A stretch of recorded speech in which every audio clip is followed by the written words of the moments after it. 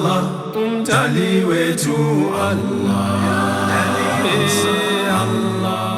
Assalamu alaikum wa rahmatullahi wa barakatuh. Bismillahir Rahmanir Rahim. Another beautiful segment, another beautiful program in conversation with Soweto Muslim Association. It is such an honor and a privilege that Allah subhanahu wa ta'ala has afforded us, that we find ourselves again in conversation with Soweto Muslim Association and the well-wishers and those who are always following us and subscribing to us.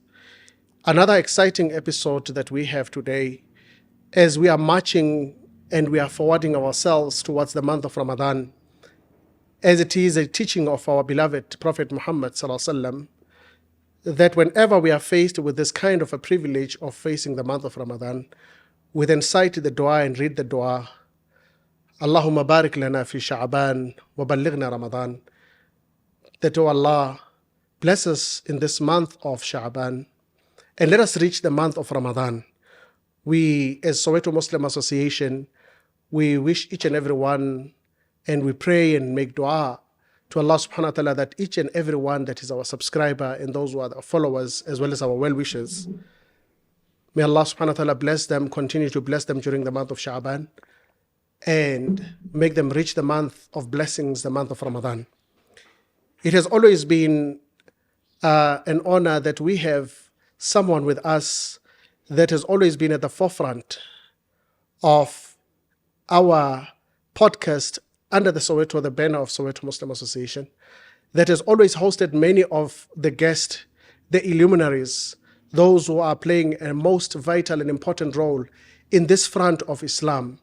Today it is him who will be on the hot seat with us, and we will get to understand and know who he is in this front of Islam, because we have many like him, but also he takes the trophy and he is the privilege that he has been serving in the front of Islam. I am sitting with none other than our main host of Soweto Muslim Association podcast, Maulana Iman Zwide Galanga Nxumalo, with us. Assalamu alaikum wa rahmatullahi wa barakatuh. Wa alaikum salam wa rahmatullahi wa barakatuh. Alhamdulillah, Maulana, all praise be to Allah subhanahu wa ta'ala, who has made you today, Guti. You must sit on that hot seat and especially be confronted by myself as a person that has always been at the pinnacle or played a very pivotal role in the dissemination or the propagation of Islam. And you are now currently serving as the Imam in the biggest township in South Africa, which is Soweto. And you have also been very instrumental in many fronts of Islam. Maybe Maulana would begin by maybe telling us, who is Maulana Iman Zwide Nxumalo? Bismillah. Alhamdulillah, nahmaduhu wa nusalli ala rasulil kareem wa ba'd. Jazakumullah for this opportunity. My life has different segments to this day. I was born in Kalafong in Atteridgeville because my mother was a Mamelodi. I think in the hospital, when she went to give birth, she had some complications and they transferred her to a Kalafong, which perhaps till today, it's known in that region that they deal with complications when it comes to maternity and izinto zokuteta. So I was born there, umamami, from that side of the world, because ubabakhe was a Mamelodi, SC4, which before was known as Iflaka. Komamsi. Yeah, Komamsi. And my father from Springs. So umamami uzalwa Gamahlang, her father's side, and then umama ke uMashabalala uthulisile weyintombi eyithulele nje engakhulumi njengegama layo yakwaShabalala. And then uMashabalala wayezalwa uMaqwabe, of which Maqwabe is still alive, about 94 years old, uKhokho. Wow. Who is based at Tembisa. and then going up Masimelane, and the lineage goes as far as that. It would take time if I were to elucidate even further going there, because that's one of my interests, genealogy, nama lineage. And on my father's side, my father, uMandla Richard Nxumalo, ozalwa uma wakhe uMahleleni, endaweni yase Springs. Actually, my grandmother uzala umama useTsakani, and but my main family yakabo baba mise is situated at Tema, and you'll find some at Tsakani. Normally, Tsakani is under Brakpan. Yes. But because we are closer to Springs, we normally say Springs because abantu abaningi bazi Springs. Abantu ngeke bazi kakhulu when it comes to Brakpan. But then I'm from that part of the country, the eastern part of Johannesburg. And ubaba wami uzalwa uSamuel wakanxumalo. uSamuel wakanxumalo uzalwa uMichael wakanxumalo. So indabuko yakababa iseswazini, umkhulu ukhokho udabuka endaweni yasemhlosheni, the southwest of Swaziland, and he met unkosikazi wakhe uThulisile Miyeni. Emaplazini kudala abantu bangakasuswa endaweni ekuthiwa kusesidlaye, and bazwana bathandana. My grandmother had already one child, izibulo lakhe kuyingane yakwaZulu, and my grandfather walobola bazwana and took the wife back to Swaziland. Then mabafika eSwazini, and then she gave birth to 5 kids zakwaNxumalo. And then unfortunately, because indaba yobulo inobuthakathi in Swaziland, she then decided ukuthi, you know what, angeke ngife phela nezingane zami la, mina ngibuyela kwelakithi. And then when she moved back to South Africa, kulezo lawo maplaza lawa akuthiwa kusesidlaye, then they were forcefully removed. Yes. Endaweni zabo until they ended up endaweni ekuthiwa kusentswephe. That's where they settled. Umlando wakithi ogcwele kakhulu lapho ebantwini bakamiyeni, of which ugogo uma wakhe bekuwumuntu wakamabaso. So anyway, as I'm saying, ukuthi I have this interest, umlando engimulandelele kakhulu isikhathi eside, and then to such an extent that umkhulu makashona, ugogo wayenomngane who was based now eSprings. Yes. Who when nakabuyele ekhaya wathi awu asambe eSprings akhona amatoho siyoncenga siyosebenza. That's how my great grandmother moved to Springs, and when she came to Springs waqala wasebenza, and life became well in that part of the world, and wasuhlangana nomunye ubaba futhi. Yes. Wazale ezinye ingane futhi ezakwanyawo. So umndeni wakabo baba omkhulu, because she gave birth to another 6 kids zakwanyawo. So I have a very big family. So mina ekuzaleni kwami umama wakaMahlangu.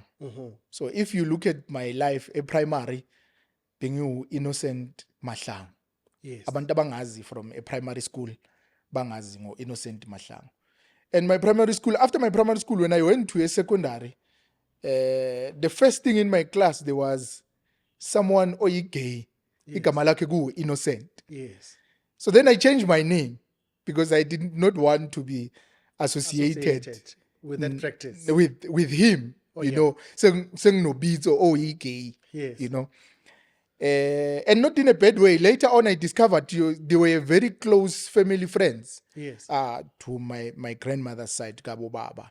And we used to laugh about it. It was, but I had that, you know, you know what? So then from a secondary, I switched from Innocent to Themba. Oh.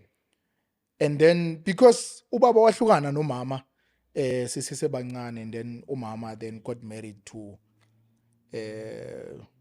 my stepfather. Yes. Who then makalobola umama wathi cha, ngithatha konke nezingane kube ezami. Yes. Wase yasilobola nodadewethu ngokwesintu phela, ngoba vele bangabona amasulumane Ngokwesithu ngokwesintu. bathi uyihapa linamani. Yeah, wayehapa linamane ngaleyo ndlela leyo. Sasevele siyokhulelwa kwaNdebele. Yes. Endaweni ekuthiwa kusema-Days and Slope. Mawundlula eKwaga, and then after lapho kunendawo ekuthiwa kusema-Days and Slope. Sihleli isikhashanyana lapho up until my mom decided ukuthi yena ubuyela, because already besekanendawo eSprings. Yes. Wathi no cha ngiyabuyela endaweni yami eSprings. Which then around 2008 mase kulungiswa indaba zamaphepha lawo wase Home Affairs. Yes. I was posed with the question yokuthi siyoshintsha izibongo. Ungathanda yini ukushintsha isibongo noma uzohlala nalesi sakaMahlangu sakabomama? So I was young and I did not want to be rude, you know, to say angisifuni isibongo lesi, because ubaba lona usikhulisile. He took us when we were young and introduced us to his family, and he made us his own. Was khulisa. That's the effect at the end of the day. And we are highly indebted to him because ubaba bekade angekho ngaleso sikhathi leso. So then I agreed to kushintsha isibongo to use his surname, of which today abantu abaningi might know that surname Sakankabinde, of which it's another hour if I were to sit and explain to you indaba yakaNkabinde and all of those things. But at the end of the day, later on masengiqeda isikolo, then I discover myself ukuthi okay, kahle kahle mina ngubani wakabani and all of those things. Sengilandelela umlando nendabuko yami ukuthi okay, sengihlangana nabo umkhulu ngoba umkhulu ozala ubaba wayeseshona ngaleso sikhathi. Then his brothers and sisters who were there then explained to me ukuthi okay, thina isibongo singaba kaNxumalo and things like that. And many people in conclusion to this, many people do not understand uZwide kaLanga isithakazelo, because uZwide was a king yesizwe sakaNdwandwe, who was a arch enemy and rival yakaShaka Zulu at that particular time. You must understand, the Zulus were not such a great nation. They were a small tribe at that time. They were a small tribe compared to isizwe esikhulu sakaNdwandwe, abantu bakaMthethwa, abantu bakaQwabe, and nabantu ababakade baholwa isizwe mhlambe let's say isizwe esasiholwa uBhebhe sakwaMhlongo. We understand. So these were the main big tribes at that time in KZN before the English came. And the rivals, you know, uZwide and I had that desire of conquering the land at that time, you know, whatever small tribes that were there to be under him. And uShaka also had that desire in him, you know, yokuthi naye he wants to conquer everyone babe ngaphansi kwamaZulu. Thina normally I always tell abantu ukuthi thina asiwona amaZulu per se, because thina singamandwandwe. But because when the English conquered KwaZulu, at that time bekade kubusa bona abamaZulu, for example uCetshwayo and whoever that was at that time in power. So then everyone had to, but in case until today kunamahlubi, for example if ungayobheka eScourt eMtshezi, you'll find kunesizwe samahlubi esinenkosi ya, which shows that there were independent tribes at that time who ababekade bangakhonzi kwaZulu per se, as it is right now isilo samabandla onke sikwaZulu. You know, so that is umlando wami, abantu bakaNdwandwe nabantu bakaMkhatshwa nabantu bakaNxumalo into eyodwa. Kuba uZwide kaLanga, uMkhatshwa okhatshwa ngezinde nezimfunshane, uNdwandwe wasegudunkomo. Kuabantu bokumtsinsi okuyimilela eNingizimu Afrika, asibona abantu bokuhamba. After the battle, uZwide noShaka, abantu bakithi they moved upwards, boPhongolo into Swaziland and the north of KZN, maybe northeast up to Mpumalanga. If you look at up to eGiyane, recently there was a king yakaNxumalo that was inaugurated Yes. there, because abantu bakithi, that's where they moved up to that region. Babaleka lento yokuthi ngeke siphathwe abantu bakaZulu. Ingako namhlanje sisabambelele lapho. What Amagameni umfundisi omkhulu wathi ningavunyelwa ukuphathwa niphethe. Asiphathwa thina singabantu bakaNtu balo ngoba sinobukhosi umlando omkhulu esinawo. It's a very interesting kind of a history and a lineage that you have. It's so important that you have explained that, because many people would think ukuthi once, as you're hosting many of our segments under SMA, people would be saying, so I like South Africa, because they would hear maybe your articulation in terms of how good you are in terms of this religion, your knowledge, your journey that you have taken through Islam. So it is very important that people must understand that. And throughout the segments, you would hear people that speaks about lento le lo umZulu wakithi ufunani laphayana. I mean, Nxumalo, unalekwa eSwazini ukhona. I mean, right now we have got uMisuzulu, who is the king, the current king right now of the Zulu nation, or naye unomlando eSwazini. Because he comes from there, the mother is from there, because in Baseswatini. Now, here is uZwide Galanga, here is uNkabinde, here is uNxumalo. Ekuthiwa kodwa wayinihamba nilandela izinto zabantu ukuthi ngabakithi nina. Now, where do you come in terms of your journey now of Islam? Lenkolo lena Islam uyithola kanjani umtsinso oyimilela wakwaZulu ekumele ngabe mhlambe sikubiza ukuthi umfundisi wakwaShembe wakhetha amaSulumane? How was then that you were introduced to this? Very interesting. Inkolo yakwaShembe inkolo yasekhaya ngoba iza nokhokho. So till now emndenini laba abangakaphumi kuyo abasesekhona abazinzile nje kahle. Umkhulu nje njengamanje nje umshumayeli omkhulu umnkosikazi wakhe umkhokheli omkhulu kuyinkolo leyo kaShembe. Kodwa ukuphendula, you see abantu bakithi, if you see eNdlunkulu eSwatini kaNgwane, inzala noma umuntu ozale amakhosi lawa mawungathi uyayilandelela indlovukazi yakaNdwandwe. Umama ozala uMdlokombane isilo lesi sisaziyo thina uKing Zwelithini intombi yakaNdwandwe. Mawungathi uyawulandela umlando kukumikisa lapho ngapha eSwatini nangapha. Ngizama ukugcizelela gatsheni ukuthi ungangeneleli kakhulu ngoba asifuna ukuthi uye khona nawe. Ngizama ukugcizelela kakhulu ukuthi cha sikhona sizinzile siyisizwe noma abantu bakwaNdwandwe noma bakaNxumalo. My journey begins in discovering myself in grade 8.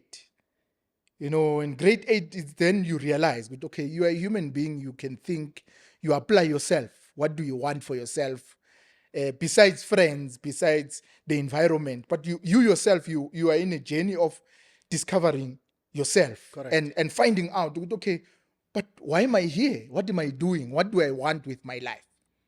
So in grade 8, we used to have debates. Those who were with me in school, they would remember. We used to have comparative religion debates, Oh, yeah.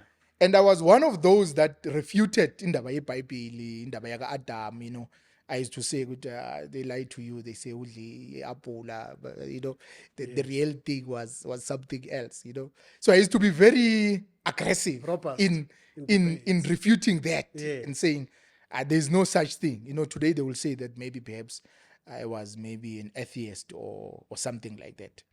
Because I did not want to associate myself with anything here religion. Although I come from a strong background, umkhulu kamama bishop in a Baptist church, and my mom was very strong as well. Ekholweni kwakhe naye. Yes. We grew up not having no close relationship nezinto zamadlozi and all of those things. Everything was done through isonto nokholwa. In my background, umama lo ongizalayo ngendlela angikhulise ngakhona. Yes. And my mother was very strong. She was a bulldozer. She was not somebody who easily accepts something else that Yes. engavumelani naye. She will always have her way. You know, yeah, she was very bold and strong. You know, she would have her way one way or the other, of which perhaps might have influenced my character as well and my personality of who I am today because of the way she was. So in that journey of discovering myself, these debates now sparks that interest of research. Yes. You know, now we have to research. You can't just speak from nowhere out of ignorance, you know. So I then started researching and reading about this religion thing, you know, and only to find out that one way or the other, Islam would make sense in how the proofs and evidence were provided at that time in the research that I was trying to gather my own, you know. Yes. And later on, I developed this interest only to find out in my area, there is an Imam called Imam Mullah Ali, Ikhrodman, Eric Masilela. Allah subhanahu wa ta'ala grant him a lengthy life and khair, you know. Amen. He was a man who, when he came back and started propagation in Islam, Yes. there is no door that he never knocked in. Even when I became a Muslim, my mother used to tell me, you know, in early 2000, Mullah used to come here and tell us about Islam. Wow. And we even went to the masjid at some point, and they showed us how you guys put on the kafan and your beliefs and all of those things. And he has done so much work, you know. Allah give him jazai khair. Amen. And accept his efforts, you know. Many. Well, no, this is happening in Springs. This is happening in a place called Langaville in Springs. Langaville in Springs. Yeah. And this man is a local person. He's a local guy. Muntomnyam. Mdomnyam. Oh. Who is doing this effort. Oh, yes. So now many of my childhood friends came from him. For example, you have Maulana Mubarak Manana. Yes. You have other people in my area who were the first students in the maktab of Imam Mullah Ali at that time.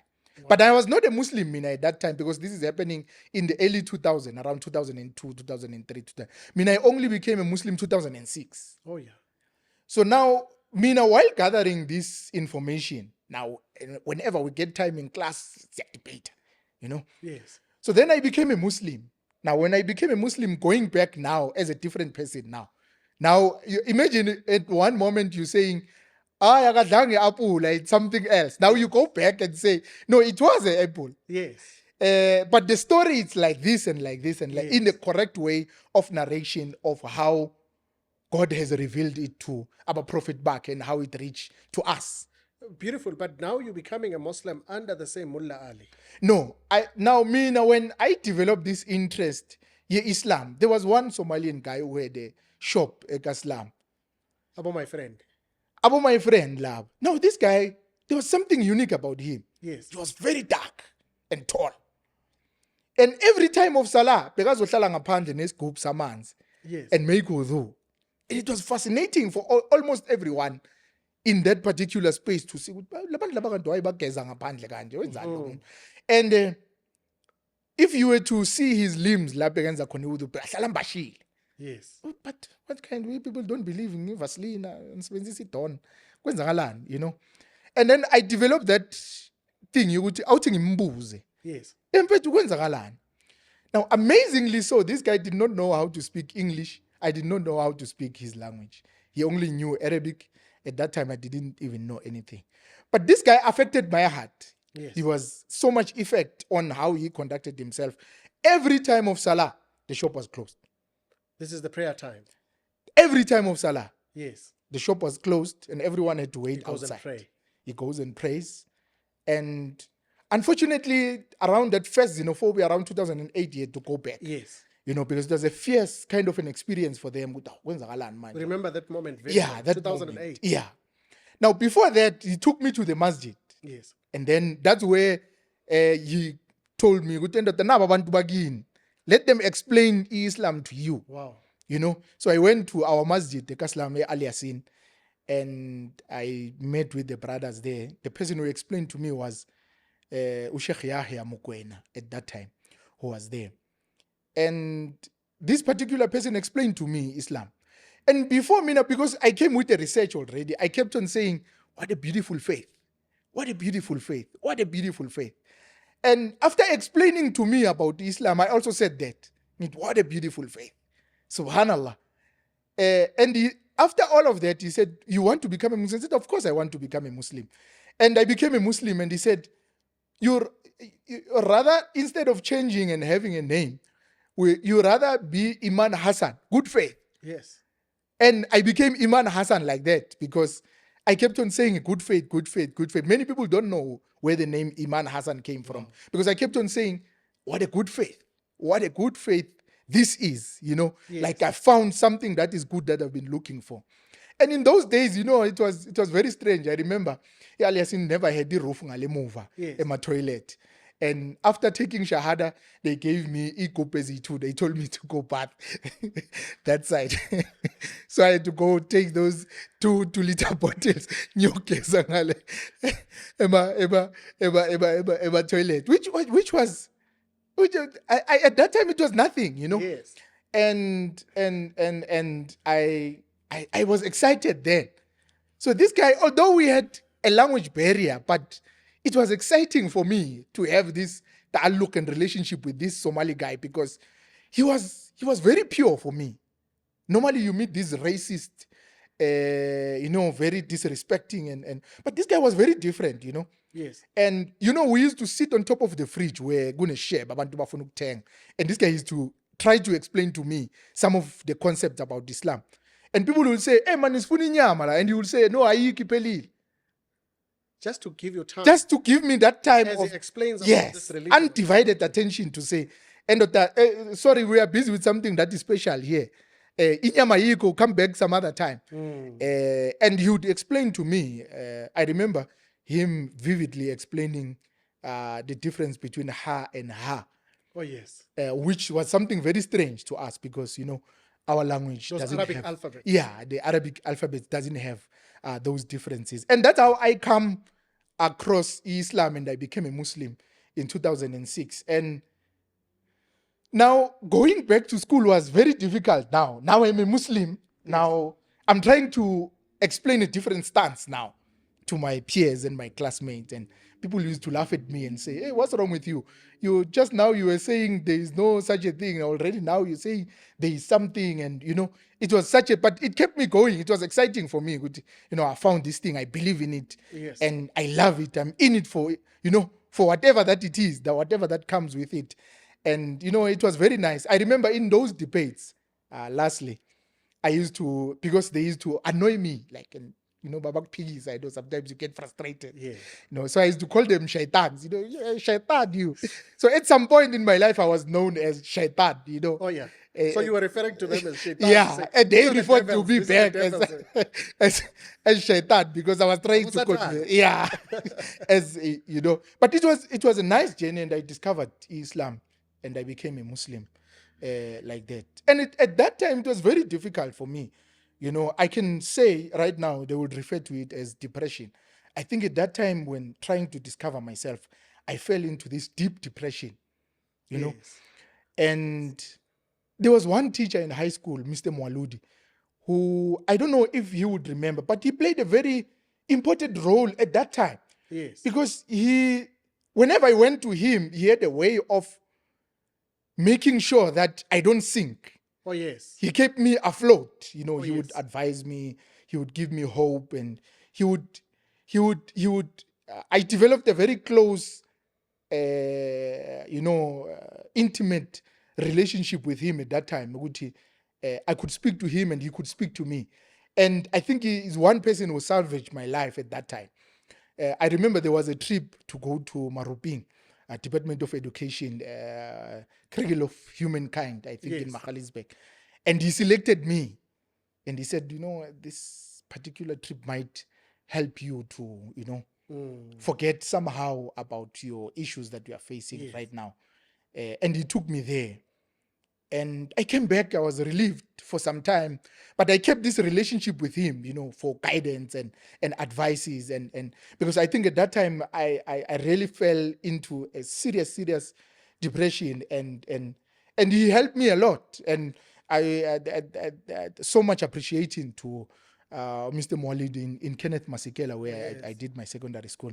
At that time, he played a very pivotal role in helping me dealing with those kind of issues. At that time, it was very difficult to speak out because you are expected to be a man.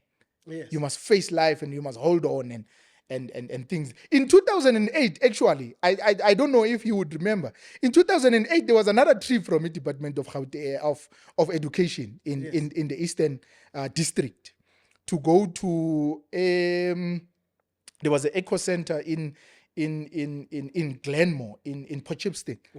And he selected me also to participate in there were 6 high schools around Zimisele, Kenneth Masekela, Yegenote, Springs, and secondary, and other high schools. And that trip also played a role in me because, I just became a Muslim and I'm going through this depression and I'm trying to find myself. Yes. I'm trying to find some footing. So this trip also played a role. I remember when we arrived, that first evening when we got there, 120 students sitting.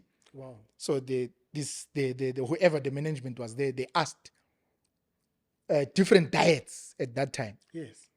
So they said Muslims halal, and one girl from Spring Secondary School stood up, African. Her name was Mariam, I think. And she stood up.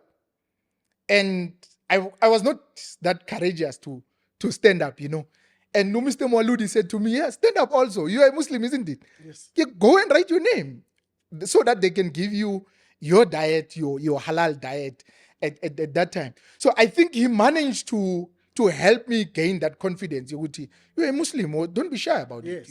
Have confidence, and there's nothing wrong. I don't know whether he would remember, but I have these memories, good memories about him in my journey in that early stage of being a Muslim, and that's how I became a Muslim. These guys who attended this Maktab Yaga Imam Mullah at that time, around 2007, 2008, they then go to Ecclestonville to further their studies now, And I went home and I told my mom, abangani mama bapakishile bayahamba. Yes. Give him a dresser. And before a dresser, there was a ishtima, actually. So my mom was like, just now there was a ishtima. Now sekuyahanjwa uyohlala khona. Uyeka isikolo. There is no way. Endoda mamela ngigwaleli. If you want to go, pack your things and go. Yes. Don't come back. Ngoba ngelento Islam ngathi say it is very fast the way she was a very strict woman. Yeah. My mom was very strict. I don't want to lie to you. She was very strict. Bekashaya. Mama bekangakushaya ngathi uyintandane. Ngathi akakuzali. But at some stage, I appreciate her more than anything else in this world because that shaped me to be who I am today. Correct. And if she were to let loose, I might have ended up somewhere else. Yes. So abazali nabo, they do whatever it takes to make sure that their kids somehow triumph in life. Very, very interesting and very important is that somebody was actually sharing, someone who has a very high position within Soweto Muslim Association, shared with us something that is very similar to say, my father used to discipline me, but in such a way that he also loved me. He would discipline me. He beat me up for whatever that I have done, and then I would take off.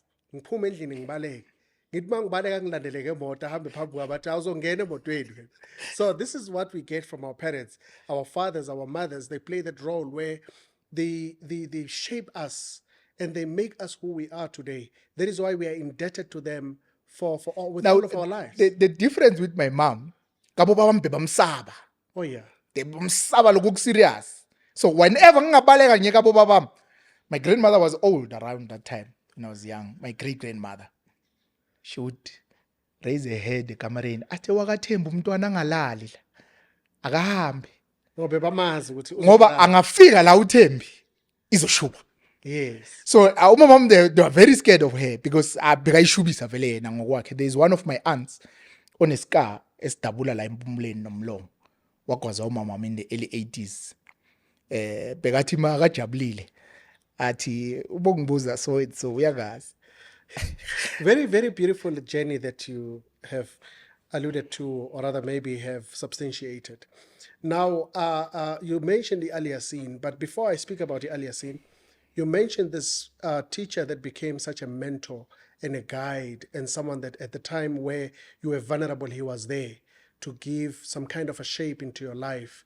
These are the kind of people where also an Arabic expression goes and say, Kada muallimun ayyakuna rasula.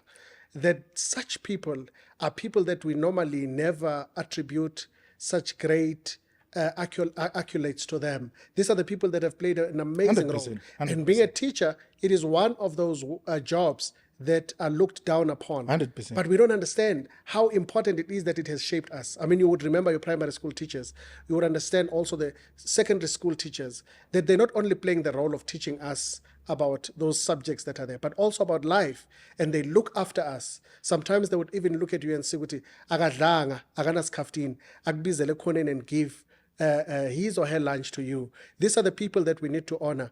And maybe as a Muslim, part of the practices of Islam is that you should honor that person that has honored you as well. And I think that you owe this person, if he's still alive, a visit and honoring this person and saying thank you for the role that you have played. One of the interviews that you have done it with Brother Tariq Weiss Malinga, who came here and attributed also the same thing of an old woman that looked after him. And he was very emotional on this issue. These are the people that we should honor all of the time. Now, do you start your journey of learning Islam or going into the Islamic institution of higher education, or you start by Al Yasin? Do you become part of Al Yasin, or you start by going and learning about Islam, then you become after a part of Al Yasin committee, with the role that you have actually played, because you were also part of the Muslim Shura Council of Al Yasin Institute? Now, Mina, when I came in, there was no longer a maktab. But I remember very well, Maktab is the elementary school, yeah, where you learn about Islam. Yes. Okay. It was no longer in existence. But I remember one day in Ramadan, Imam Mullah teaching me how to make salah. So I remember Asheli Stulwen in Al Yasin. I remember this vividly in my mind. And he was teaching me tashahud. And he kept on beating me on my back. Because he kept on repeating things that were gibberish for me at that time. Yes. You know, how do you make a tahiyat, and you know, the what is known as Durud Ibrahim, and he's teaching you all of this in Arabic language. Yes. So I was struggling at that moment, and he kept on hitting my back like, you are saying it wrong. And he was very good with kids. You know, he's a very affectionate kind of a person. You know, I used to say, yeah, when are you fish? That's how we used to affectionately say things to us. So at that time, there was no one who was to teach Maktab at that time. So in Springs, that time, there was a Dawah center that was founded around 2008, late 2008. And there was a Ugandan sheikh who also was affected by the first xenophobia at that time, and he relocated to Swaziland. And I stopped going to Springs, and then they revived again the Dawah Center in Springs. And there was another sheikh from Malawi, Sheikh Sharif, who then became my ustad, you know, and he taught me basics, you know, your surahs, your du'as, your Quran, alphabets, and things like that. I remember the first hadith that I memorized from him. He said that make sure that you respect your parents, and he said, "Ridwa Allahi fi ridwa al-walidain." Subhanallah. The pleasure of Allah subhanahu wa ta'ala is in the pleasure of your parents, yes, Muslim or not. And he said, the sakht and the wrath of Allah subhanahu wa ta'ala, yes, is in the wrath of your parents.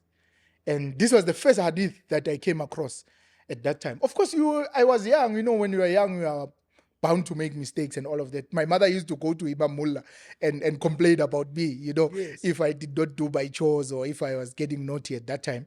And Imam Mullah had to come in and for that disciplinary hearing, ekhaya, and say, hey, Dr. Kwenzakalani, your baby is complaining and all of that. And today, it's actually tables have turned. Now, parents are coming to me to report their kids to say so is misbehaving. Wow. So then I learned from 2008, 9, 10 in that particular center because my mother said I couldn't go to a madrasa. I had to. The condition was finish matric. Then from there we can have a different discussion. Yes. And I had to stay in high school and unfortunately in high school then I was very naughty as girl. I was one of my teachers after I met her after a long complete matric Kaslam gune school of the kids who are with special needs bayibiza ukuthi Oz. Yes. The colloquial name for it but Oz, but it's a bayibiza ukuthi Matsidiso. Oh yes. At the school. So this teacher of mine said, the way bowuhlupha ngakhona at some point bengicabanga ukubuyisa Matsidiso. Just to get rid of you because I couldn't really deal with because at that time I was I remember in grade 9 there was this friend of mine. We were very naughty, both of us. There was a third one who was not so naughty like us, but this friend of mine, this close friend of mine, were very naughty, me and him. I remember in grade 9 there was a teacher abekasifundisa technology, so she always had ama notes. Every time, bhala ama-notes angapheli nje kancane kancane bhala ama-notes. So I was like, I don't know what bhala ama-notes beyakunamsebenzi dude bhala ama-notes wabhaleni nina ama-notes mina ngizigeni. So this guy used to bring like coffee set, yes, tea set with igedlela, iprinki nekomishi, and I would bring ama-scones. Yes. And I used to buy Daily Sun every day in the morning. Yes. So I would go. First period, hello, mom. So positive in the class. Wow. Vuli Daily Sun yami. Sometimes to such an extent, like when I really remember, one day we brought a cake. Leli bathele party cake leli. So we brought it. So now laba abanye bayalifunda laba esifunda nawo. But manje basaba lo mama ukuthi hey phela manje lasingasukuma lo uzolwa nathi. Yes. Manje labo uyabasaba. So that teacher actually had influenced the parents of this friend of mine to take him out of the school. Wow. And they took him to a boarding in Midrand, in Blue Hills. He had to go stay in Anto Akilapo because that's how naughty we were at that time. And we always got into trouble with the teachers and with other classmates and all of that. But at this time, I'm a Muslim, Oh, yeah. As I'm saying, Gucci, at that time when you try to discover yourself, I got up into a lot of troubles in school, and a lot of teachers thought Gucci maybe ile Islam le. Now, when does your journey start now in learning, in saying that now I'm going to pursue the Islamic Studies of higher education? Now, I want to become a person to be reckoned with. I want to become a Muslim scholar. As we know that today you are serving as an Imam in Soweto. When did this journey start? And how was this journey? Were you just starting now to say, I am studying now, I'm becoming a scholar, and I want to go into the fine details of studies and understand really this religion that I have embarked on or I have embraced better? Well, after 2012, after 2010, let's say 2011, I was doing IT at that time. And somebody came and said, bayaqasha, because a lot of guys eKaslampe basebenza islaughterers eKaren Beef eBalfour. Yes. So he said, badinga umuntu eKaren Beef. Why don't you go there? You're wasting your time fundela ama-computer la kwenzakalani. So I went to eBalfour ngayofunda, ngayospan eKaren Beef. So I was working as a first bleeder, as a slaughterer. Ibhande liqala kimi. Oh, yes. So that was difficult because you just came from nowhere. straight to a current beef, slaughtering inkomo with no experience. So when I got there, started working, it was difficult for me. 2,000 cows a day, sometimes even more than that. So siyasebenza, I was slaughtering cows. After some point, this is not for me. Can't. Sebenza kanzima kanje. Hard labor was always not my thing, Yes. I always didn't like hard labor and sebenza ngathi wabulala umfazi webhono. So after some time I left the current beef. And before I left, one day when I was off ngaya eDarul Zakaria. But it was just before Ramadan. Yes. Bazovala. But nga-enrolla mangifika lapha. But in my mind, the honest truth, I never went to a madrasa to become umfundis, to become a scholar or a theologian. I went to a madrasa because I wanted to study about my religion. Yes. I wanted to know more about my religion. When you don't have knowledge, if somebody asked you a simple question, you get emotional because you wouldn't have the necessary information and knowledge to answer back. Yes. So emotions will overtake you. So I said, I don't want to be like that. I must have knowledge and I must educate my family and I must know what I am following. It mustn't be something nje ngathi, eKaSlam abantu abaningi till now they ask me ukuthi, hey, we thought good you were young. We thought good this thing was just, uyadlala. It's a phase in your life, but we see you have held on to it. And then after Ramadan, ngabuyela eDarul Zakaria and I did my first year. But it was very difficult because I did English as a second language in school. Yes. isiZulu as my first language, primary language. Actually, mina ulimi lebele kimi isiNdebele because my mom bekakhuluma isiNdebele, part of Ispitori. Oh yes. Now part of changing to Springs now you have to mix isiNdebele, Ispitori nesiZulu, So but ulimi lebele mina lwasekhaya isiNdebele. Wow. Because ngikhulele eMandebeleni, ekhetho omkhulu kuseMandebeleni. Yes. As I've said from my stepfather's side as well, kuseMandebeleni. And it was very difficult because now in Zakaria you have to learn Urdu, Yes. you have to learn Arabic, Yes. and English as a third language.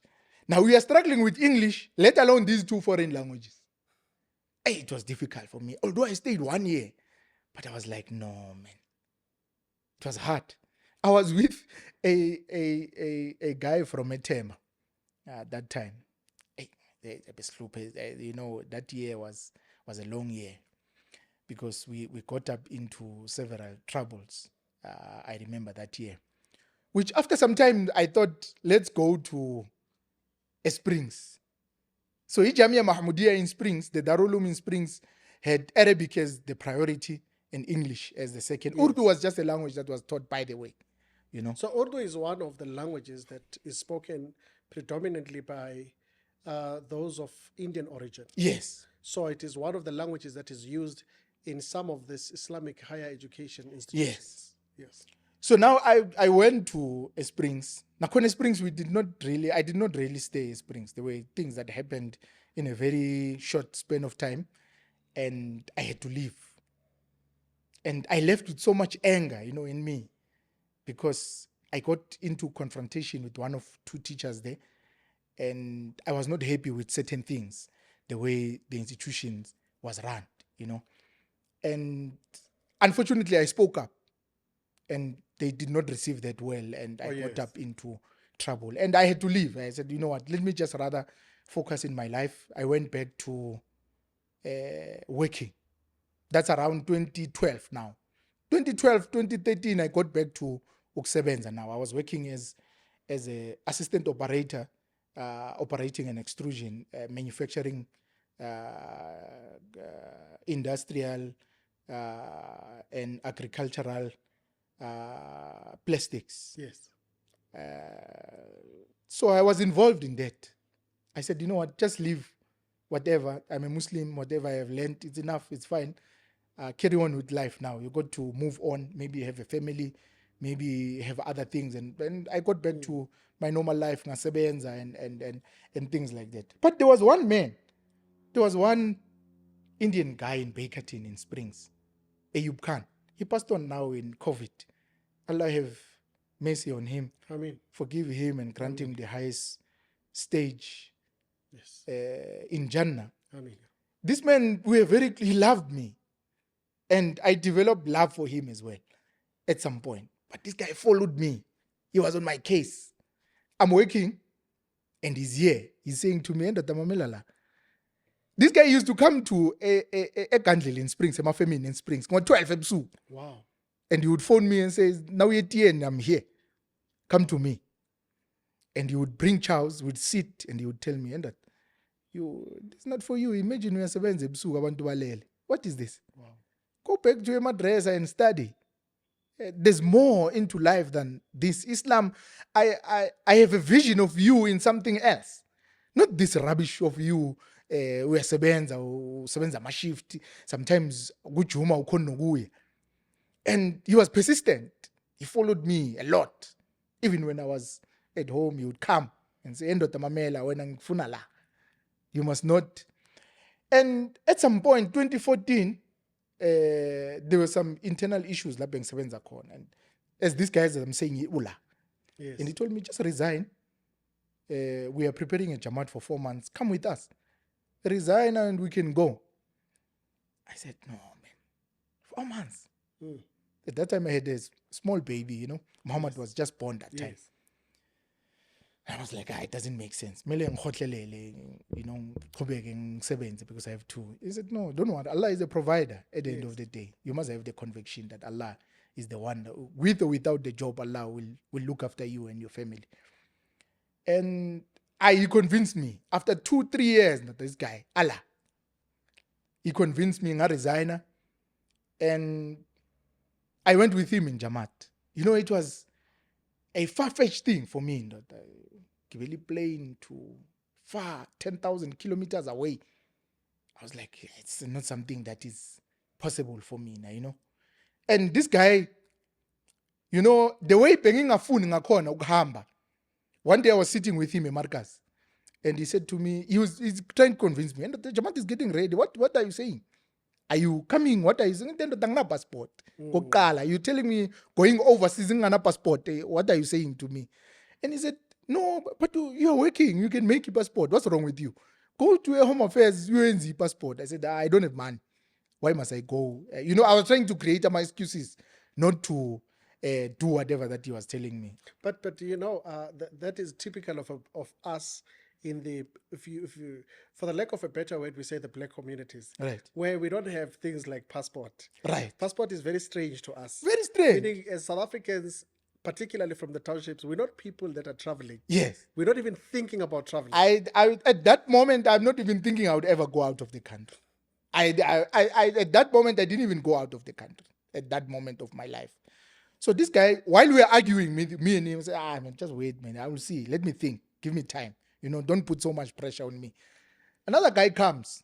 Till today, I never saw him, this guy. He says, what's wrong? What's happening? So this guy says, no, passport. My excuse. This guy says, meet me in Springs on Monday. We'll do the passport. Wow. So I met this guy in Springs. Wafika waswipe 400 and he left. Till today, I'm masked, this guy. I can't even remember him. Wow. And I had a passport like that. This guy took the passport from me. And he said, okay, let's apply for the visas. And apply for the visas. He used to come. We used to plumb like, you become dala, but he was my friend. Like, we used to sit. And then we went, apply for this passport. The difficult passport to get at that time was the Indian passport. But we went, because I was an African with no Islamic or Arabic names, it was easy for me to get the visa. Oh, yes. So I got the visa quickly like that, booked the flights. Shoo! Now the reality dawns upon you that you are going out of the country for the first time, leaving the country. You're flying to Dubai with Emirates. Then from there you're flying to Bangladesh. It was such an experience for me, which then ignited this thing in me now to answer your question. Yoguti, now you have to study the religion. Yes. You have to know. So this journey is going to India, Pakistan, and Bangladesh. Yes. For 4 months. For 4 months. So we spent 40 days in Bangladesh. We spent another less than 30 days in India. which India was a bad experience for me. It was bad. It was raining. It was cold. I remember they put some Zanzibarian guys in our Jamaat who did not have money. So we had to take a cheaper train from Delhi to the south of India in Bangalore. The train took more than 58 hours. Wow. Bad condition. Bad condition. It was the worst experience of my life. You know, in India, you'd be shocked in those parts of the world. It's not like here in South Africa. You know, in the train, you would have someone ahleli kanje. Angavela isikhohlela asikhafulele la phansi. And those things are very strange for us as South Africans. What the hell? I mean, ungama la ifesterendo ukhafulele ngaphandle, for heaven's sake. Why kumele ukhafulele la? Maybe because India is one of those countries after China that is highly populated. Well, the population is one thing, Yes. but manners is something else, man. Well, maybe that you should explain it maybe to us, to say what would have been that experience, given that also in South Africa there's a privilege. There's this privilege that when you are an Indian in South Africa, you are a Muslim, and everybody says no, but religion yamandiya le, inkolo yamakula le, ufunani lapha emandiyeni. Derogatory term would be used to refer to them as amakula. Now here you are in India. Somebody would have said, no manai lento le. Bekayolanda le kubo babamkhulu bakhe base India. You know? So what would have been that experience, and maybe give that clarity in terms of our people to say, what is Islam, even compared to whatever that may have been there with the Indian population or other, maybe India itself as a country? Well, I think that's a very important question, Kajen. I really appreciate that you asking that. We got to explain to our people. You know, in India, it's one of the biggest population. But the real indigenous religion, Yamandiya, is Hinduism. Ba amaHindu. AmaHindu, ilabantu laba bakholelwa iy'thixo ezihlukahlukene ey'ningi. Yes. Babeka into ebovu la, bafaka amasesha abovu. Yes. Mawungabuka nje indawo zabo zokukholwa la bathandazela khona amasonto abo, kuney'thixo nje eziningi. Yes. In India, I've seen very shocking things. Anything becomes a god in India. Anything. And literally anything. But in India, laba bama-South African, lamandiya lawo bengahamba nawo ama-South Africans, basiya ngale. They don't get the attention like how we would get, because ngabantu abamnyama. Oh, yes. For example, we went in Calcutta in one place, and we were given such attention because there were 3 of us in my Jamaat. Yes. Given such attention, Dr. Guti. I remember, because of my 1 year of Urdu in Zakaria, I read Talim in Urdu after Asr in one big masjid. Wow. And I became a celebrity of that place. Yes. You know? Well, I don't want to disappoint you. You're not the first celebrity I agree. in Calcutta. I agree. Particularly in Calcutta, Yes. because Calcutta is known for Mother Teresa. Yes. When Mother Teresa moved, as the mother, the first place that attracted Mother Teresa was Calcutta in India. Right. So in Calcutta then, after Asr, everyone didn't move out of the masjid. They wanted to meet me. Now we must meet this black person who just read In our own language. the Talim in Urdu. Yes. So you can imagine a masjid is packed of, let's say, more than 500 people. Yes. Packed. And you know, as a Wantabamnyama, like, you know, you're in a different land. Lava, they are regarded as locals that side. They don't get the attention. Although they say, Sibala. But at that side, those people regard them as... And sometimes they speak to them in Urdu that they don't even speak or understand, you know. So then I became... Now, the most important thing that we need to explain, that Islam actually inkolo yamandiya, or Islam is not the Indian religion. Even now, amandiya bayithola bayincela somehow kwabanye abantu ekungasibona abantu bamandiya. If you go in India today, if you look at the international news, you would see ukuthi amaHindu anenkinga enkulu nawo amaMuslim. Yes. Amandiya lo namanye amandiya ngenxa yenkolo, nenxa yokufuna ukubaqhwaga certain areas in India and nokuba ukuba undermine because of balandela enye inkolo. Kunamamasjid amaningi abhidliziwe in India, abhidlizwa yiwo amaHindu because they believe also nabo labo ukuthi nina niyekela inkolo yokhokho benu nijoin inkolo yeIslam kanjani. Yeah. And unfortunately in South Africa then they say inkolo, yeah, but sometimes you don't because you must understand Uferwood was a psychologist.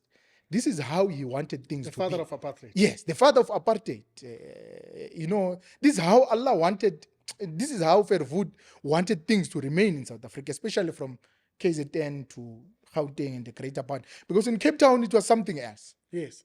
Cape Town, because of the Malay community there, it was something else. But then somebody would argue and say, if you're saying this is not an Indian religion, then it must be an Arab's religion. Well, even Arabs is not their religion. Because Nabi Sallallahu Alaihi Wasallam was, although he was an Arab, but Islam cannot be claimed by an Arab as theirs. Prophet uthunyeliwe as rahmatan lil alamin. He was sent to the people kafa. He was sent to everyone. So the Arabs themselves can't claim Islam to be theirs. Oh, yes. Although today we can see how baphuma ngendlela babuyela emasikweni abo angahlangani ndawo neIslam. So Arab, even Arabs cannot claim ukuthi Islam yabo noma silandela usiko labo noma inkolo yabo ayilapho cha bangabe baqamba manga. Here you are now a scholar amongst the indigenous people because of it's something that is not very it's not something that is very prominent. Right. Where you find amongst abantu bakithi, abantu abamnyama, those who are the indigenous people of South Africa, that have pursued a lot of this or pursued the Islamic of higher education. But we have a lot of them that are there. Hence, we have been trying by all means to expose most of them amongst our people. No, number one bagin bayazing Islam and all of that. Then, now you are a scholar. Now you become the Imam. You become the Imam in Soweto, in Orlando, one amongst the very, very reliable Imams with all the predecessors that were there. We had Maulana Zaid Mashele that was there who did a wonderful work in that area of Orlando, in Soweto. And we had someone before him as well that did a great work. Now here you are as an Imam, as a scholar in Soweto. What is your experience as a leader in an Islamic establishment indawo yokuthandazela as umfundisi waleyo ndawo leyo as a Muslim and trying to really teach this Islam into the community of Soweto, particularly in Orlando? To be honest with you, when I came back from this 4 months journey, that's when I went back to pursue my Islamic studies. And while studying for 6 years, I kept on telling myself, I'm not studying Ugiyohola Bantu. I'm not studying. I kept on fooling myself, so many times because I thought this is just for me. I'm not doing it for someone else. I just want to acquire this knowledge and become a Muslim. And I studied and ngabekezela, it was difficult. Ngabekezela. On my final year, Maulana Zaid, the previous Imam, says, end of the 2021 on November, he says, end of the, I'm leaving. At that time, nobody knew, actually. Said, I'm leaving. Already given my resignation. And I've suggested your name as the next Imam. Which one's Alan after that, I don't know. But I just gave your name. Since we are finishing this year.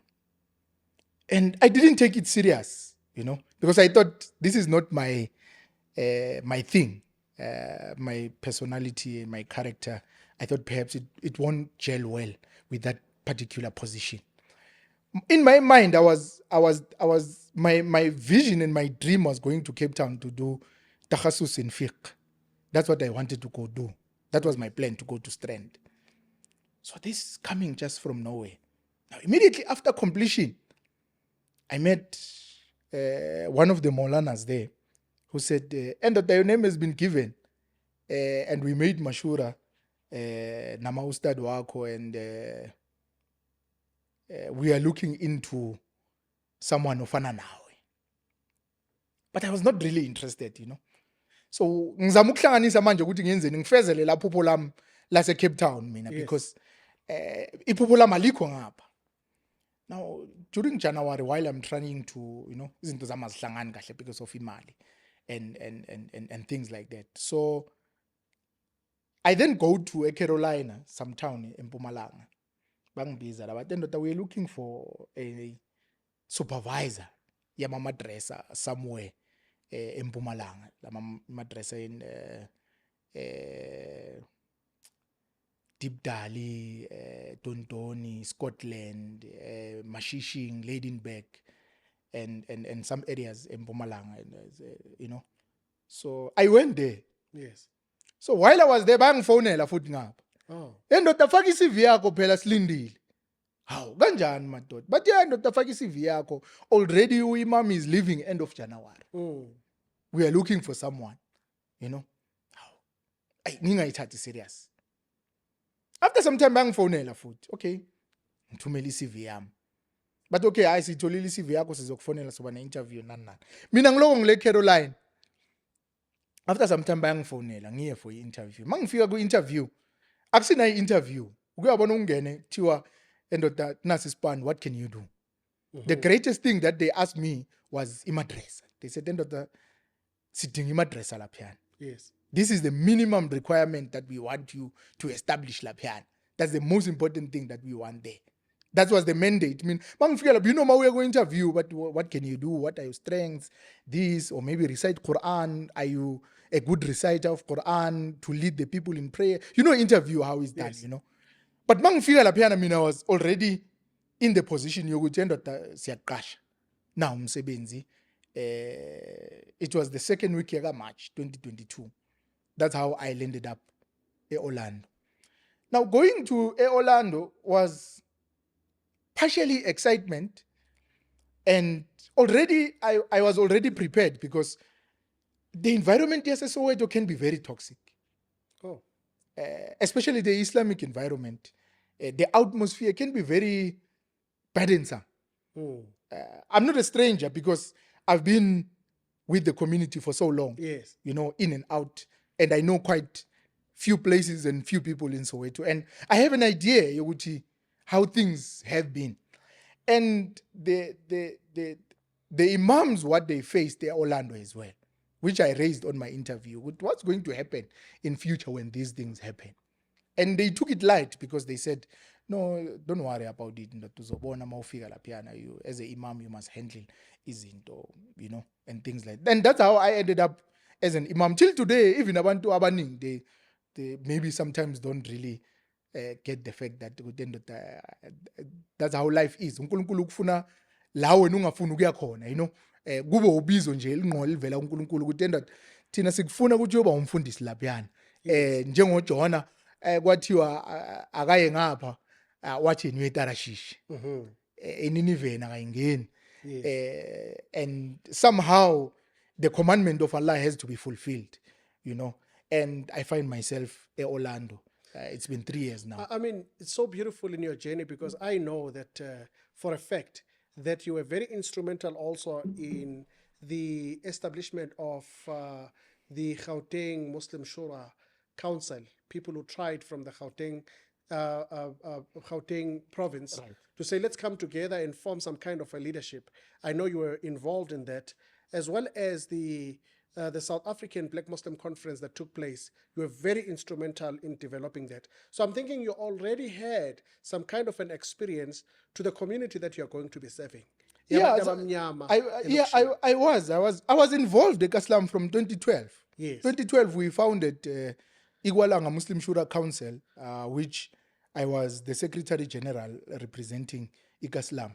Yes. And through Igwalanga Muslim Shura Council, we then came to represent the East, because Gauteng Shura Council was formed by structures from regionals. Yes. You know, the South came, the West came, Soweto fell under Central, you had the North, you had the East. So we came from the East representing the East, Ikaslam, Igualanga, and also we had brothers from Davidton initially who were there, who founded Gauteng Muslim Shura Council. But now you're coming to Soweto as these are regional shuras that are there. Right. In Soweto, you have got also a structure of some kind of a leadership that is taking place within Soweto. You now coming as an imam, was there any challenges in dealing with the people that are already there in Soweto in itself that made your job much easier and maybe conducive to work with the community? Was it that easy? It was not easy, honestly. It's still not easy till today. Honestly, if you were to ask me if I had the agreement with my employer, the first opportunity I would leave. Because it has not been a very nice journey for me. As I said, that Soweto can be very toxic. A lot of unnecessary tension that happens amongst us as Muslims is very worrisome, and it can be escalated to certain levels. I initially, when I came, because as I'm saying, already I had an idea where I'm going. Yes. The potential of what is going to happen. So now I already when I came, this makes me very emotional, because when I came, I called Ishura and I said to them, can we have a meeting? I would like to present my vision of who I am and what I would like to do. I do not want tomorrow to appear as someone who came and imposed himself to the community and want to operate alone. I want to work with the body that is there and with the people, be amongst the people. But maybe what is important before, not disturbing you, were you under their payroll for you that you felt to know, I need to sit with them down? Or you felt that as a person that is coming into Soweto, rather let me consult, but not maybe only them, but people that are key role players in making sure that my vision is understood and it is in line with the vision that they already have? Or did you see them as some kind of a people that had a privilege over you? I looked at them as the leaders at that time. They are the leaders even now. Let me not say at that time, but I looked at them as the leaders.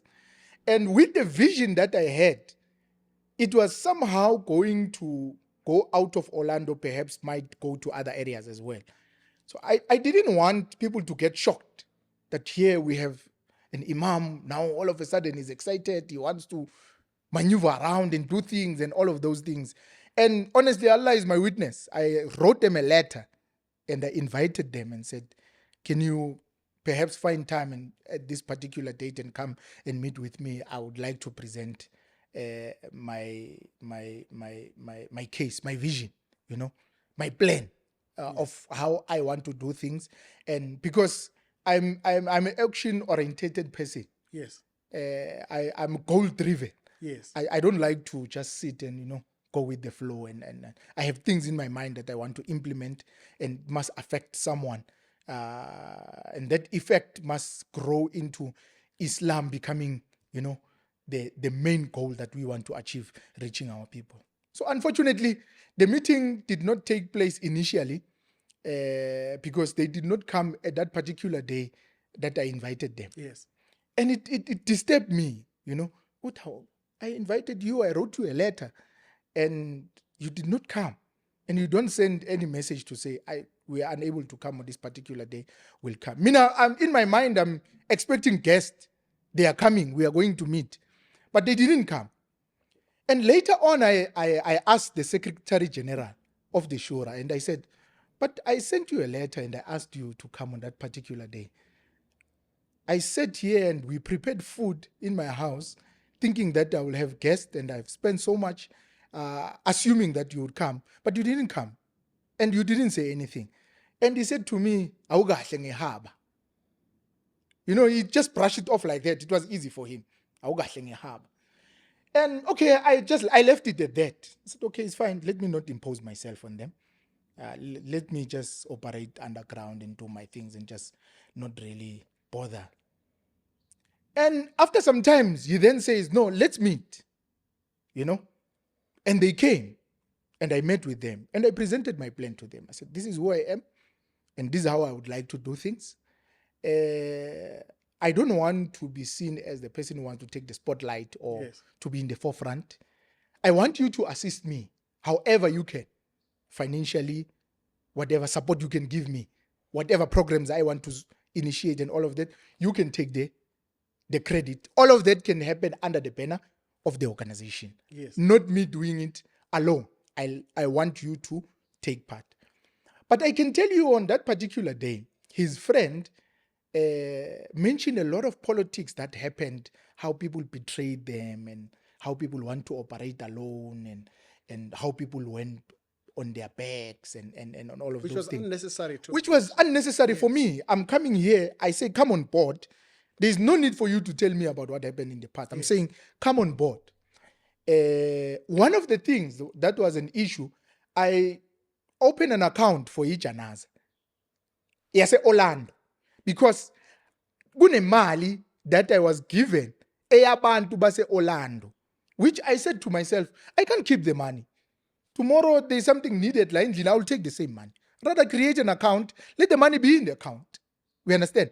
It's far away from me. It's not something that you will get easily. And ITLAP account, you need 3 people to take it out. We understand? Yes. So when I said that to them, they said, no. We also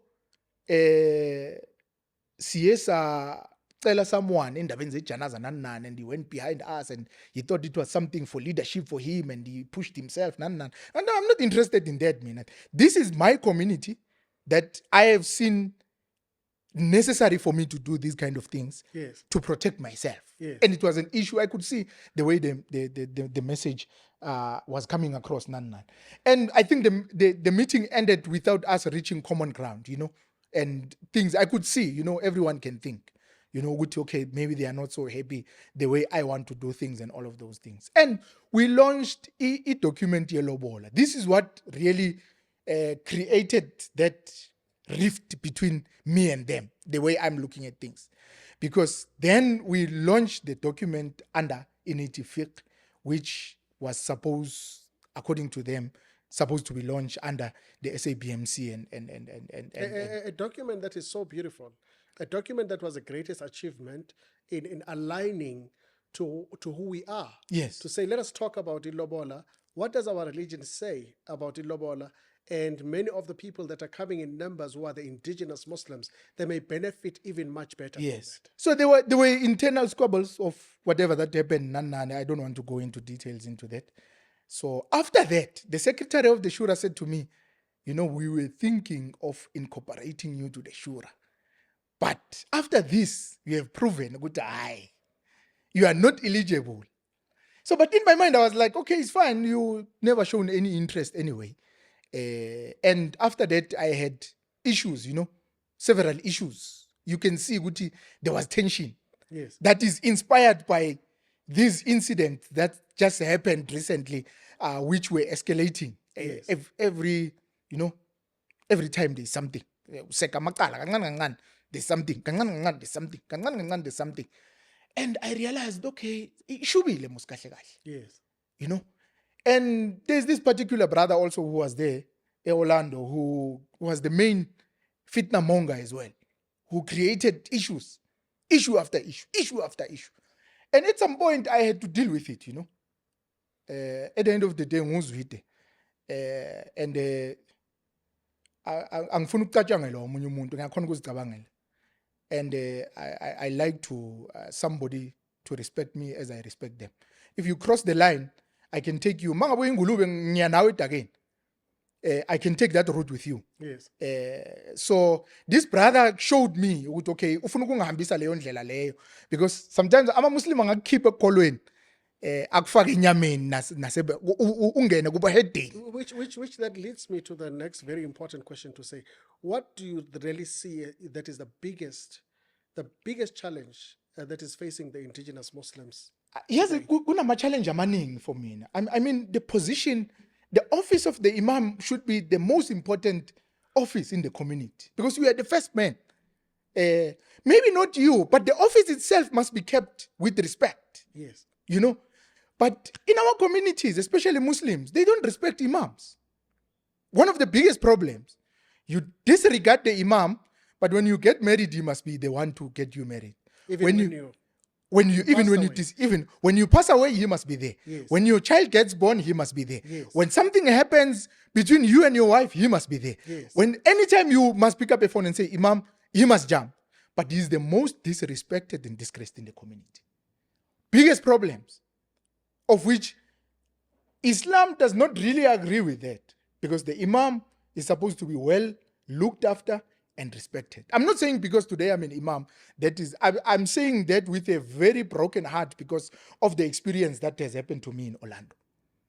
Is this challenge of an imam, the office itself, being disrespected, is it a biggest challenge amongst the indigenous people, or No, is it across the indigenous Muslims in South Africa particularly banomqondo ongekho right ukuthi bayaziphatha. Oh. You know, somebody Muslim, no, ngiziphethe. Nami, I'm a sheikh myself. I'm an alim myself. I'm a mufti myself. Very seldom we have seen beautifully with the Al-Falaq, Pansugaga Mufti Milanzi, Allah keep him a very long life and protect the community. I mean, A certain way of doing things where people can operate under authority of one person, where the office of the imam is respected. yes. But normally, generally, we have seen generally in South Africa, in Malukshin, the office of the imam is not really respected. You know, Maui imam, you're supposed to be someone, you know, or Kijimila Makrozari, you know, Yes. or somebody low life. You know, when I went to Orlando, there were comments of saying, asimfuno verksman. Uyalizwa lelo gama lelo? Yes. Asimfuno verksman. Because as an imam, you must stay at the masjid and wait. You must wait. Okay, section ebana. Hambo you release this tumbe para. Kwenzakalani? Hambo yenza so kuphi kuphi. No, your life is restricted to that, and beyond that, you can't really. I remember there's something that hurts me till today. When I came in Orlando, I don't have a car. My life is just beginning. Just came straight from a madrasa to Orlando. Anginamoto kunijanaza. Ngaba someone siya kuphi Olifants Flay. Yes. Samba ngeteksi ukuya Olifants Flay. Ngiyabhadala mina. Ngibhadalela lawo amanye ama-brothers esihamba nawo. Wow. Siya e-Olifants Flay siyongcwaba. Masiqeda ukungcwaba. Yes. We are stranded. That's not transport yokubuyela emuva. You know, one brother uthi kimi while simile singana ukuthi soyenzani. Yes. Either sigibele itaxi manje or imoto zigcwele lezi esihamba ngazo. You know, ijanaza sometimes yenzeka during hlamba kunama-taxi or kunamabhasi organiziwe, imoto lezo zilayishe labo bantu bomndeni na whatever community members, as we can't force ourselves in those cars zigcwele already. This one brother says to me, imam onjani onganamoto? Wow. Directly like this. I remember this Olifants Flay. He says, imam onjani onganamoto? Uhola kanjani ibandla unganamoto? Hey, that thing yangishaya kabuhlungu futhi. But how do you buy a car ngesalary ka imam? Yes. It does not make sense. Uyibhaya kanjani icar ngesalary ka imam? But at the same time, but you know, akwazi kuba uverksman.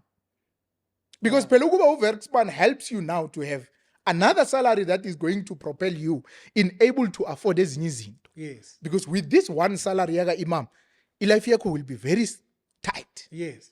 Because my figures from hand to mouth. Yangena, yaphuma. Yangena, yaphuma. And lucky, ngithole esinye ispan. Going against now ukuthi ngiba uverksman ke manje. Yes.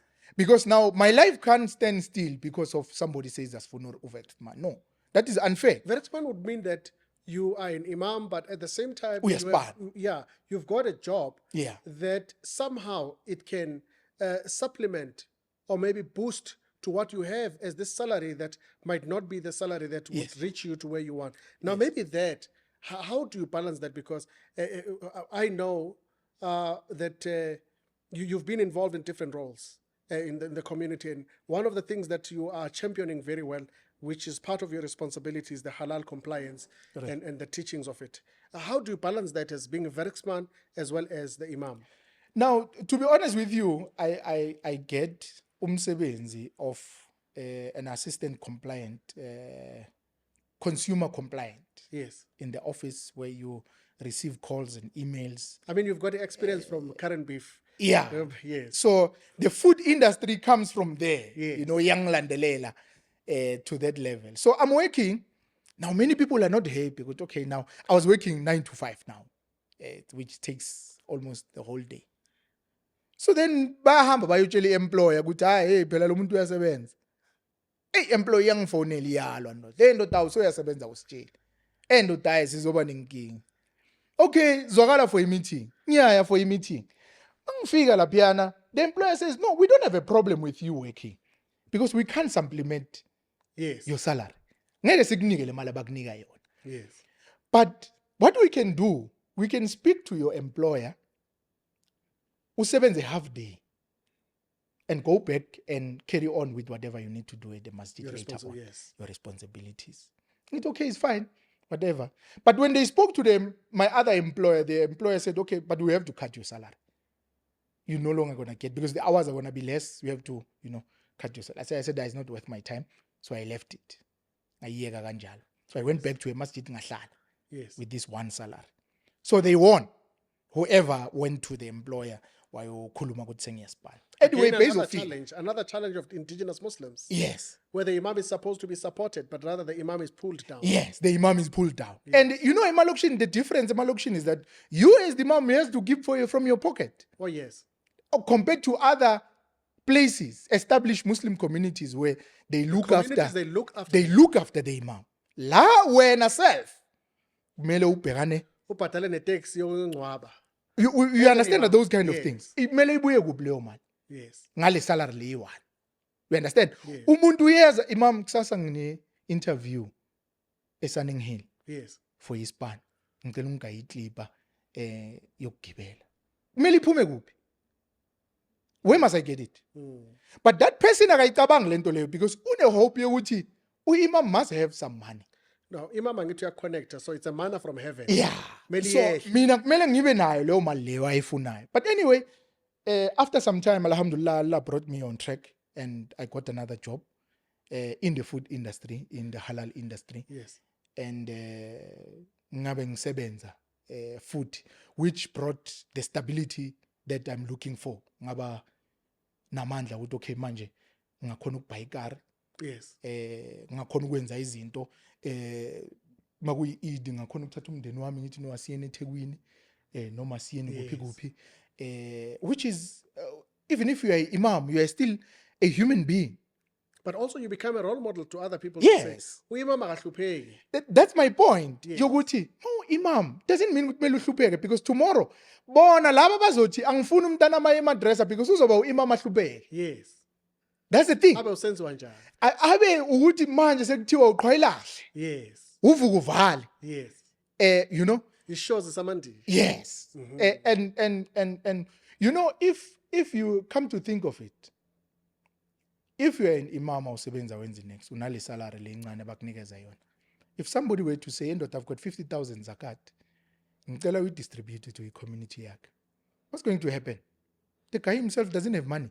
Correct. 85% of that money he might take for himself. Yes. And we are putting him in a corner now to say, will he be able to fulfill the responsibility correctly, or he's going to have corruption and steal the money for himself? But why? Because the Imam himself is not empowered. Yes. فَاقِدُ الشَّيْءِ لَا يُعْطِيهِ مِنْ عَدَمِ. You can't empower someone else without, But this is a problem, Yama Muslim Malokshin, because everyone thinks with ngi leader, nami ngiphethe, nami angitshelwa, ngesizulu kuthiwa nenganadonsi yatinyela. Oh yeah. I'm a Muslim ke la waselokishini. Oh yeah. Everyone uyaphakama. Hayi ungazositshela ngezi. Soweto, when I came to Soweto, I was referred to a confer. Oh. Somebody was saying to me, yeah, when we confer. No, but it's very sad, because not only sad, but also it must be very embarrassing, because in Orlando itself, those were the predecessors of Imam before yourself. They were not from Soweto originally. So what does that tell us? It tells us that Soweto has not yet produced somebody onto the level of being an Imam or somebody who becomes a leader. Yes, I was there before myself, but it's not about me. One of the Imams, I'm sorry to interject, this has hurt me as well. One of the Imams in Soweto wrote in a community group, there is no one outside Soweto who will come and be an Imam at Soweto and do the work diligently like the Sowetans. Anyone who's coming outside from Soweto is here for money. Wow. He wrote boldly on a community group. Wow. And it hurt me till today. But as an Imam, how can you say such a thing?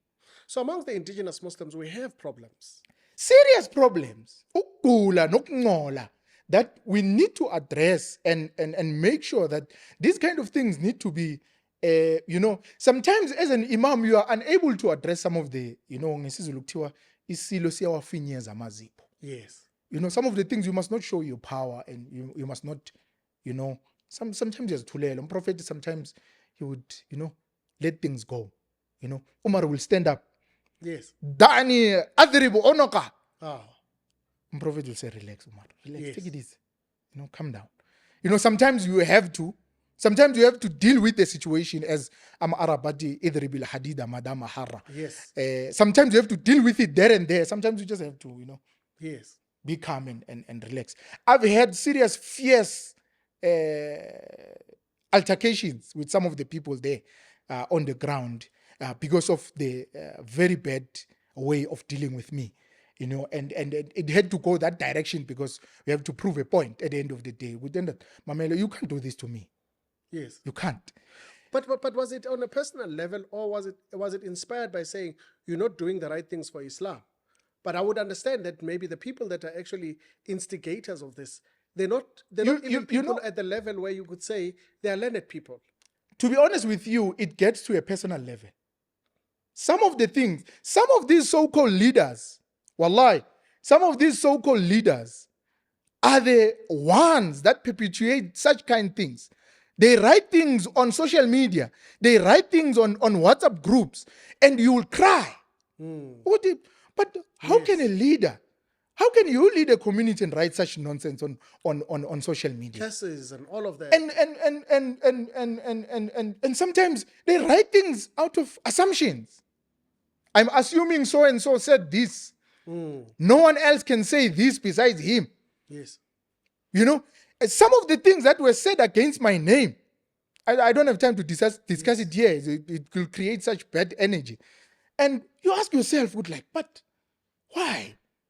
Such sicknesses that we as the people need to understand that there's so much illness. And we're talking about Ramadan is coming. شهر رمضان الذي أنزل فيه القرآن. Inyanga yeQur'an agesibuyeleni singamasulumani sibuyele ku Allah. Agesibuyeleni kwiQur'an ukuthi Allah ufunani kithi. Because these spiritual illnesses need to be dealt with. Because otherwise, instead of building, the community is being destroyed. Yes. Islam has reached Soweto for more than 40 years. But what can we show? So we had a voice note, somebody recorded the 8-minute voice note saying, good, yeah, so-and-so did that, so-and-so did. But where is it? Show us, Yes. I'm sure they will get irritated and angry for them to hear such things because at the end of the day, this is my story. This is my personal experience. Yes. And I have the right to voice out what has happened to me and my experience with the people on the ground. Unfortunately, there's so many issues. You have asked me this question, which made me to speak like this. There's so many issues that need to be addressed for us as indigenous Muslims, which will soon, if we deal with them soon, it might help us to take Islam to the next level. While we still have these internal issues, Islam is not going anywhere.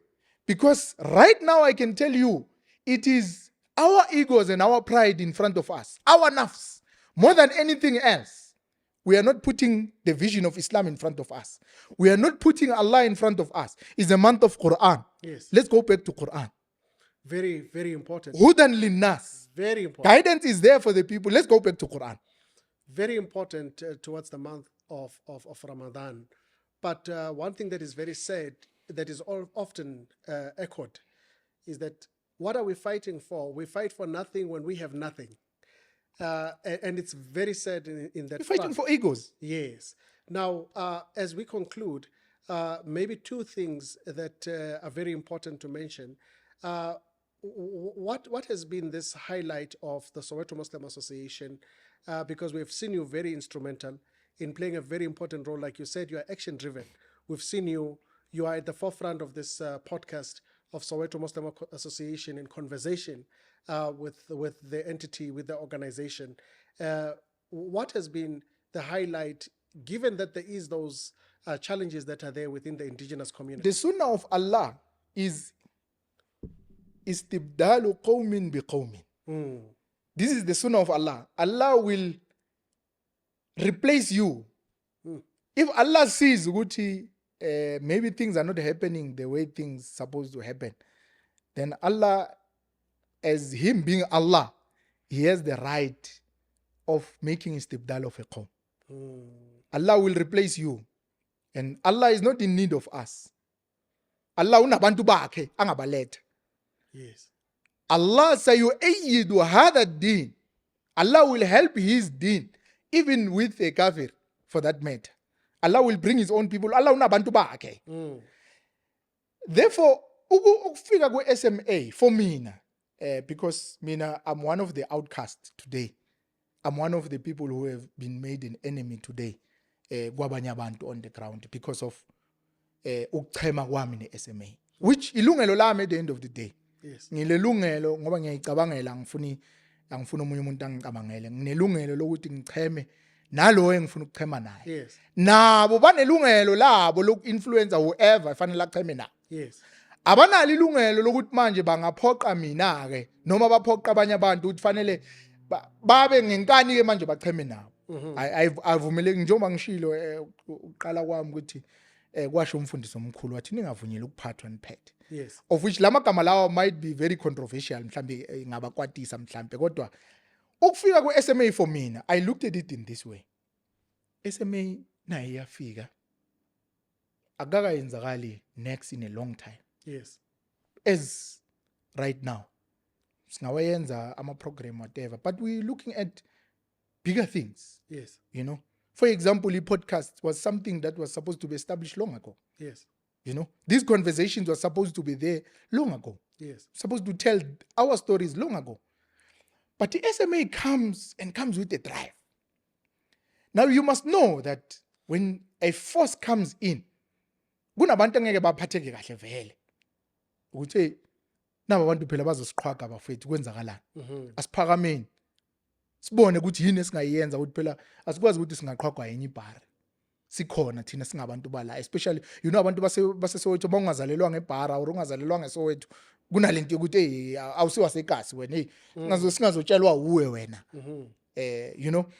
So SMA yafika, brought a lot of good and stability to the community according to me. I whatever they believe, it's fine. And nabo bayalazi iqiniso ukuthi SMA has brought a lot of good into the community, and may Allah subhanahu wa ta'ala take SMA forward and grant them such steadfastness to grow and empower and propagate the deen of Islam in Soweto and into the country. Oh, yes. And I hope inshallah all of us can come together, and because SMA fortunately is preaching a unity. Whoever wants to work for Allah, let them come under one organization and we do the work of Allah. It's not about positions. It's not about who was there before, who was there for how long, who has done what in the past, all those politics are not important. The main focus is work. Produce umsebenzi, not for SMA, for Allah. Tomorrow Allah can take SMA out. Allah is not in need. But the khidmat of deen for Allah is for Allah. It's not for someone else. Yes. Allah, and you must understand one thing, as Allah. In conclusion, the people of Tabuk, those who did not go to Tabuk, thought that they presented good excuses not to go. But what does Allah say? لو أرادوا الخروج لا عدوا له عدة. ولكن if they wanted to go out, I want to emphasize this on the khidmat of deen. Whoever in the world that is doing khidmat of deen, لو أرادوا الخروج Allah subhanahu wa ta'ala says, if they wanted to go out, Yes. they would have managed to prepare for it proper preparations Yes. and become ready to go out in Tabuk. Yes. وَلَكِنْ كَرِئَ اللَّهُ إِنْبِعَاثَهُم. Allah did not want them to go out. They created the excuse. They thought they were smart. They thought, you know what, we're not vying. You must know, Tabuk, it came, isikhathi sokuvuna. Ama-dates ayalenga. Yes. Isikhathi sokuthi manje siharveste. Yonke into la. Na ikholeka Allah iyangena ithi no. Azikhaleni. Walakin kariha Allah imbi'athahum fathabbatahum Allah. Allah made them not to go out because Allah waqila qu'udu ma'al qa'idin. Salan. Because Allah did not accept their going out. Yes. Now the khidmat of deen is like that. Is the acceptance of Allah. Allah unabantu bakhe abasebenzisayo for his deen and the khidmat of his deen. Yes. It's not on our own accord. It's not according to ESMA or the chairman or whoever. It's according to Allah. Yes. Allah has chosen him. Allah has chosen the organization. Allah has chosen the place and time. That is why nothing could stop them. They tried. By Totoya, by a protester, by in court, by in Zalog. But Allah has decided, good day, I have made this tibdal now. Nina phumani kungena abanye abazophatha manje. Babo kucace nabo ukuthi yini abangayenzi. But at the end of the day, if we are still fighting as Muslim leaders, we are still fighting the battle of egos. And this one is, I'm better than him, I'm in a better position, I am the leader, I am the Amir, I am the SG, I am this organization, I am that organization. We are still far from this what Allah has assigned us. Let's go back to Allah. Fafirru ila Allah. At the end of the day, we need to go back to Allah. Deen is what Allah says to be. It's not what a human being is saying to be. Deen will always be, let's go back. This is the opportunity. Ramadan is here. It's a month of Quran. It's a month of mercy. It's a month of acceptance of dua. It's a month of people reconciling. Because one of the people's song that is not going to be accepted is Abantu abangazwani. Wala subhanahu wa ta'ala, if ningazwani ninga reconcile. Wala subhanahu wa ta'ala, andhiru hadhaini hatta yastaliha. It's a hadith. Bayeke laba baze bakho reconcile. Indaba ye forgiveness yabo sayikhuluma after. Subhanallah, very important from Gumolana, very emotional as well, that now SMA, Soweto Muslim Association, during this Ramadan, it seek to do something that is so beautiful and totally different. We had the competition, the Soweto Muslim, this Soweto Township competition that was taking place, where we had guests that were coming from Morocco as well as Sudan. This time in Ramadan, most probably the first day of Ramadan will be on Sunday. We have a privilege again of ulama as well as the Hufad that will be coming from Sudan. South Sudan, that will be joining us as Soweto Muslim Association, about 4 of them. This will be the most amazing and beautiful experience, particularly for the community of Soweto, as well as the children and the community that is very close to Dlamini Masjid, where this Hufaz will be reading. And Maulana has put it very, very well and very succinct to say Ramadan, it is a privilege that we should come together, not only come together, but maybe introspect on where we are right now. There is a program that will be coming, Maulana, of myself and yourself, as well as the Honorable Imam of Dlamini Masjid for this Ramadan, for the people to watch out for this program, where we will be sharing with the people the spirituality, the greatest of teachings of the month of Ramadan, and maybe gaining Allah's mercy and the blessings during this glorious month of Ramadan. Maybe Maulana, in your closing remarks, to say, what do you think of this program that will be coming, as well as these experiences that we'll be having? Right now, sitting here, I'm thinking there will be a beautiful program that is coming up, definitely. We hope, inshallah, Allah take it from one place to the heights, you know. To the viewers at home, we're going to be having perhaps a open discussion about Ramadan and maybe question and answers. Maybe some of the programs, we must have them live, you know, where we can interact with the viewers at home. They can send in questions, they can send in remarks, maybe they can send in whatever they want to be discussed. in the shows. So I think we must have three segments, inshallah. Maybe in the first segment, maybe the first 10 days, we can discuss unity, which is a great thing in our indigenous Muslims, the greatest problem. Maybe the second segment, we can discuss reconciliation in Islam, arbitration, and making sulh with your brothers in Islam. As it is, it's not allowed to stay away from your brother more than 3 days.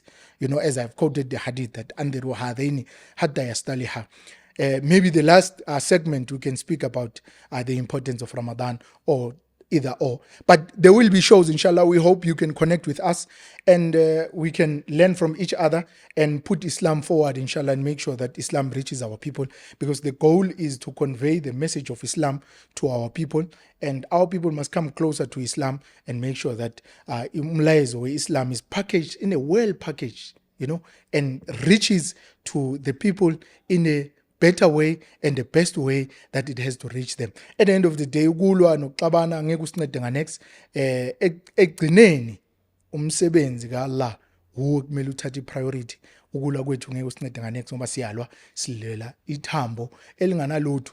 The real work is not happening. Siloko sibambene ngezandla, siloko siyalwa.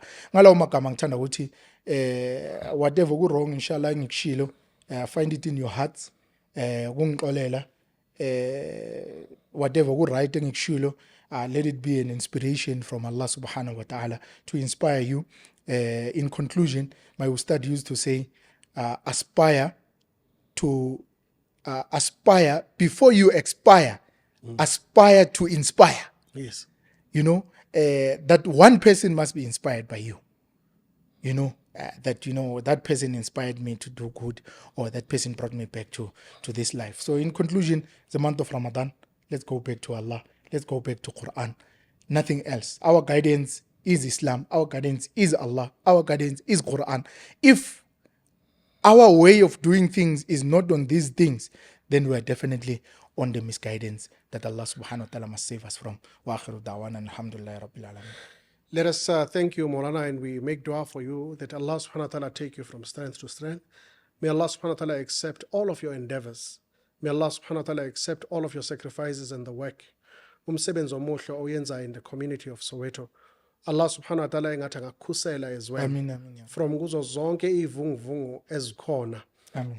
Bagwethu, our viewers, that was the life of Maulana Iman Zwide Kalanga. Nxumalo unkabinde njengoba bekasezishilo. Allah subhanahu wa ta'ala engathi angasihlanganisa inhliziyo zethu. Where Allah subhanahu wa ta'ala also mentioned in the Quran and says, وَاعْتَصِمُوا بِحَبْلِ اللَّهِ جَمِيعًا وَلَا تَفَرَّقُوا, that hold on to the rope of Allah subhanahu wa ta'ala. Ningahlukani, hlanganani ngaso sonke isikhathi. These are the advices that we got from the personal experiences, personal life of Maulana Zwide. Allah subhanahu wa ta'ala mbusise. Anbusise nani. Continue to subscribe, continue to also watch us in our social media spaces, and continue to follow us as well. We are here, we are teaching people about Islam. We are saying, may Allah subhanahu wa ta'ala accept our Ramadan. May Allah subhanahu wa ta'ala make us reach the month of Ramadan. Until we meet again, you are in conversation with Soweto Muslim Association. Assalamu alaikum wa rahmatullahi wa barakatuh.